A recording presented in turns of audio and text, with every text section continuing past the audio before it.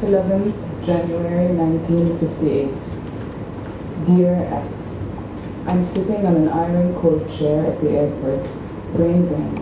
My back is killing me, but I can't stop writing postponed offline emails. I'm wondering if you responded to my last email. If you didn't, then it's taking you some time. I also wonder if you were up last night and decided not to call me, but I'm probably just tired and my ego needs some watering. It's dehydrated and I won't throw that burden on you. So the affair starts today. A secret military delegation just landed in Cairo. They're here to negotiate the contract, without the knowledge of the Syrian government. I'm wary of this contract. I want to have a federal unity, one that is strong enough to shut the communists and your conspiring neighboring allies. We'll unify our decisions regarding external affairs, but I want to keep my internal autonomy. I was thinking we need to maybe do some research into Pan-Arabism. Do you have any books in mind? Maybe diaries? Or a novel? But we need some sort of also historical background. Ask your father? Or would Webda be a source? As I'm not sure our exchange of emails with a loose weaving of love, marriage, Pan-Arabism, and the union would suffice. What do you think? Would you come to Beirut for the weekend? 23rd maybe, and we can go back together? We could all go up to the Hirmal. Anyways, I'll shut up now. Let's Skype soon. Kisses. Yours, Eve. 16 January 1958. Beloved Eve, I'm sitting home in Ramallah beside the big window overlooking the dark view of the lightless valley. I can't see anything, but I can hear the cockroach singing, a dog barking, and the fridge. I'm still waiting for my new desk to arrive. Samir, the carpenter, is taking longer than expected, and I find it hard to write while sitting on the couch. I feel sleepy. It's either full unity, a marriage, or nothing. It's been 3 days of intense and continuous meetings between the two teams, and here in Cairo, and everyone is here. Jado, Atif, Jamal, Abdul Hakim, Amin, Salah, but Shukri Quwwati wasn't there. He felt like it was a coup d'etat, but he was powerless to stop it. Warda would be a good book to begin with, at least to think of it.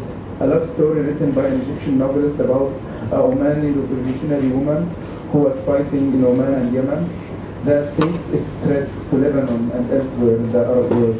This mixture of contemporary Arab history and Arab political geography, with so much attention to the socialist movement that was emerging from the heart of the Arab nationalism.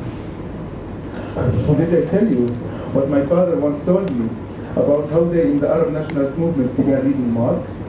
Well, he said that they did that simply to be able to defeat the communists when they had debated with them, to end up being Marxists themselves. This is why he's afraid to read for Islamic thinkers now. He's afraid to fall into that trap again. This hate-love relation that surrounds Pan-Arabism. I tell you something that you told me once. Pan-Arabism is a fake love story and nothing else. Let's not Skype. Let our thoughts flow in emails. Enjoy the Alps, be safe, and be fine. Miss you. Yes. 22nd January 1958. Dear S. Here I am in Sesfe, faced by the sublime Alps, poaching on bed in my lunch break. I'm so fed up with those continental philosophers. A couple of days ago, we were talking in class about the orifice in which you allow knowledge to enter you, and how sometimes it turns and turns in your belly and makes you nauseous. I feel so nauseous. I need time to digest, or puke, or maybe give the first gift of childhood. This sentence by Badiou is stuck with me like a tune we hear and can't get rid of. Love and politics are the two great figures of social engagement. Politics is enthusiasm with the collective. With love, it's two people. So love is the minimal form of communism. But something is wrong with it. Two people form a dialectic. Perhaps that's why the marriage might not work out. Oh, today is the wedding day. They publicly announced the union. They called it the United Arab Republic. They were hoping other lovers would soon join the union. Maybe Yemen, Iraq, Libya. They needed the rest, the collective, to work out. But then there's also the invisible third. The one you need in order to form this bond, to be able to recognize yourself. Perhaps that's what Pan-Arabism was about. The other's gaze in order to produce, manifest the national self. Who was excluded then? Because you exclude other selves when you try to unify. Perhaps that's what we need to look for. The neglected lover. Who was that? Stay well and anxious. Lovingly, E. March 5th, 1958. But you are right about the third party, the reflection in the mirror. Today, Abdel Nasser became the president of the UAR, winning most of the votes of the referendum.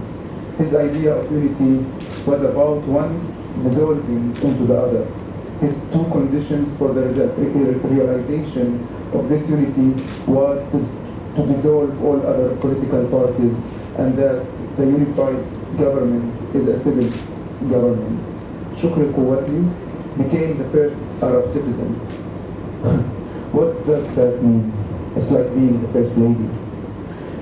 But this reflection isn't to the outside, but rather to the inside, to the feeling of marginality that the union produced. Although they were the initiators of the union, soon after its success, they were put aside in the name of the same union, the third party, the others. As long as there are others, there is no us. Was he punishing them for their desire for a contract? Was he acting like a bitter lover who has been tricked into a marriage? By the way, Hadai, I have to finish the text about issues of representation in Palestinian art by tomorrow evening, and I don't like what I have written. It's totally uninspired. I'm totally uninspired by anything, especially this topic of representation. The more I think of it, the more I get obsessed with this question. Who the fuck are we? Is it by trying to answer this question we are pushed to the margins of humanity? I miss you. Say hi to Adnan. Yes. June 27th, 1960. S. Nasser just realized the socialist pan-Arabist dream.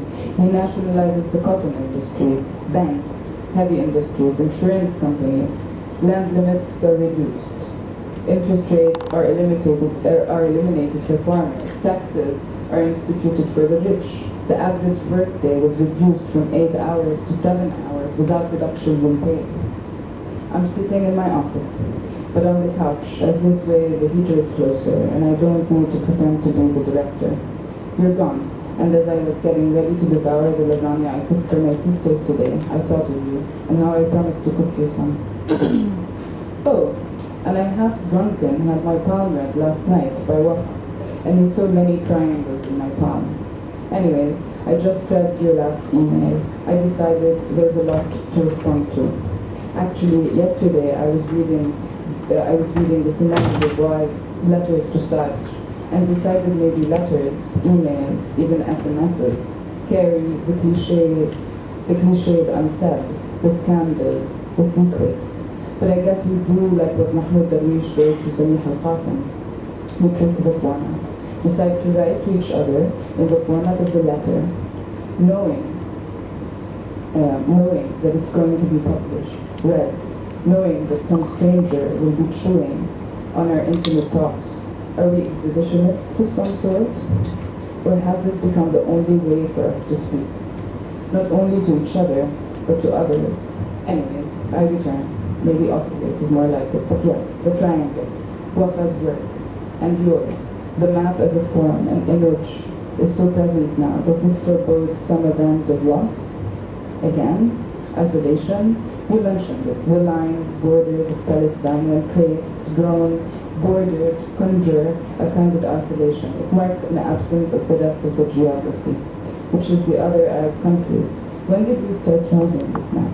I will now go on a web surf and look at other maps, or try to imagine them. Oh, but before I do that, I finally asked my father today why the communists in Egypt were against the Union. He denied they were at first, being a communist pan-Arabist. He defended Abdel Nasser, saying he had to do what he had to do, but then explained that the problem with pan-Arabism was that you can be a pan-Arabist, a pan-Arab capitalist, chauvinist, conservative. They wanted pan-Arabism to be secular, socialist. They also were internationalists, so nationalism would not make any sense for a communist. It was strange, as always, to hear him contradict himself. And I said something toward that it was all part of an ideology, and that they were perhaps a bit blind. That closed off the conversation. I shouldn't have said that. Oh, by the way, I'm free on the 26th. Let's meet then. But till then, stay sane and be good. 23rd July 1961. Dearest me, I slept while reading your long email, lying down on the mattress in LA, enjoying my jet lag as everyone is still sleeping and I'm awake like an owl.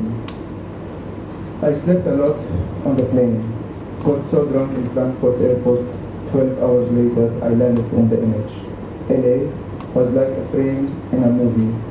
The policemen were like extras in a film. I wanted to touch them, to make sure they were real, to make sure that I wasn't in a movie, and that I wasn't an extra. Everything looks familiar. Every photo I took felt like a deja vu. Wherever I pointed my frame at, I made a photograph that I could relate to. America is the reality of its image. By the way, I can't stand you anymore. You take all the decisions. Yes, he nationalized, but he never asked the Syrians or anyone else what they want. Yes, the distribution of labor is maybe a bit more fair, but what about the distribution of power? The elimination of parties? Nasser never wanted to share power. Even as Sarraj, the eyes and hands of Nasser in Syria, became a blind man in Cairo. Everything was centralized. They abolished regional governments, centralized it in Cairo. So, what do you mean by the social stream of yours? Basil and Farah are awake now. Their kids are all around me, and I'm trying to read your email to get inspiration from. The map of the Arab world that looks like a rhinoceros, detached from all surroundings. A rhinoceros running in space to nowhere, while singing that song that names the cities of the edge, on the edge of the map. بلاد الأرض الأوطان ونشان بغداد ومن نجد إلى يمن إلى مصر فتطوان. A floating map like the Palestine one, the triangular map that's with sharp edges that we always draw like a dagger that is stabbed in the chest of Zionism, the killer map. What does a map propose for a pan-nationalist movement? A separation from the rest of the world? No. I'm not meeting you on the 26th. Yes. 27th September 1961. A giving which gives only its gift, but in the giving holds itself back and withdraws. Such a gift we call sending. I've been reading the Vidal's The Postcard, and I've been thinking about our acts of sending each other those emails. I send you, you send me, I send you back yourself, I speak through sending you an email and you speak through me. What is this exchange? What if I receive your reply before I send you mine? What's the sequence of events here? Anyways, as I was reading, I kept thinking of how in love we project on each other a desire. Remember my everlasting problem with cliches? It comes from this, I think. When a lover calls me their babe, their lover, their wife, I become only that, a body called lover in which they can project their fantasies on. That's unity. Remember your father in his diaries wrote that the young pan-Arabists in Syria grew tired and frustrated with the unity. Because Egypt was practicing its authority, projecting its fantasies of being Dunya, the mother of the world, which created tension between Arabs instead of any sense of unity. Here I am, sitting in neoliberal Ramallah, while taking a peek every once in a while on the news from Gaza. Here, for this even, there's no sense of unity. Distance makes the heart grow colder, not fonder. The map of the dagger is full of daggers within it. Meet me tomorrow. Kisses. September 28, 1961. Now I'm in New York. A coup d'etat in Damascus. An end of the union with Cairo. The demands are simple. They want unity, but with a real sharing of power. Nasser refuses, but declares he will never give up his goal of an ultimate Arab union. But I have no energy of any kind. What can one write when he is away from a war? From a distance, war becomes so huge that one cannot see anything but it. Do you still go out in Ramallah? Do you still talk to each other? It's strange how one sometimes forgets how it's to be in a war, how life always finds its way to continue. I wonder, does the idea of unity separate people? Is unity a separation? I think it's a goodbye for now. I see you in Cyprus. Kisses. Yes.